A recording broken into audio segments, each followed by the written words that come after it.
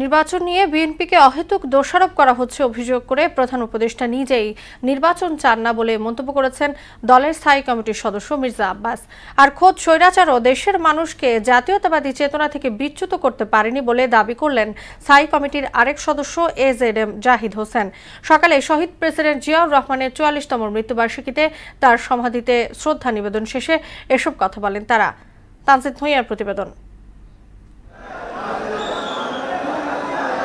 বৈরী আবহাওয়া উপেক্ষা করেই শহীদ প্রেসিডেন্ট জিয়াউর রহমানের ৪৪তম শাহাদাত বার্ষিকীতে রাজধানীর শেরেবাংলা নগরের সমাধিতে শ্রদ্ধা নিবেদন করতে আসেন দলীয় নেতাকর্মী সহ সর্বস্তরের মানুষ। দলের প্রতিষ্ঠাতা শহীদ প্রেসিডেন্ট জিয়াউর রহমানের সমাধিতে ফুল দিয়ে শ্রদ্ধা নিবেদন করেন স্থায়ী কমিটির সদস্য সহ সিনিয়র নেতারা। এ সময় তার আত্মার মাগফিরাত কামনায় দোয়া ও মুনাজাত করা হয়।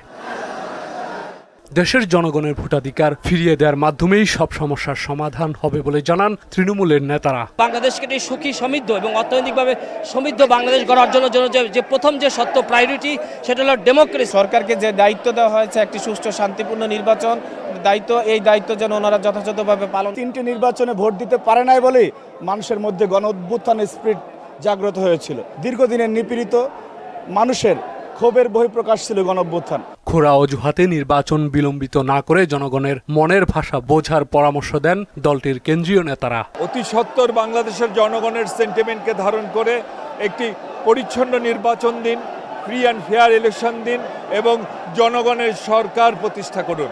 একটি মহল সংস্কারের কথা বলে বিএনপিকে নির্বাচন থেকে দূরে রাখার অপচেষ্টা করছে বলে অভিযোগ করেন দলের স্থায়ী কমিটির সদস্য ডাক্তার এজেডএম জাহিদ হোসেন। এক দল থেকে বহুদলীয় রাজনীতির যে সূচনা, বাংলাদেশের সেই ৭৯ সেই সংসদের কথা চিন্তা করেন, সেই নির্বাচনের কথা চিন্তা করেন, জনগণের অধিকার জনগণকে ফেরত দিয়েছিলেন।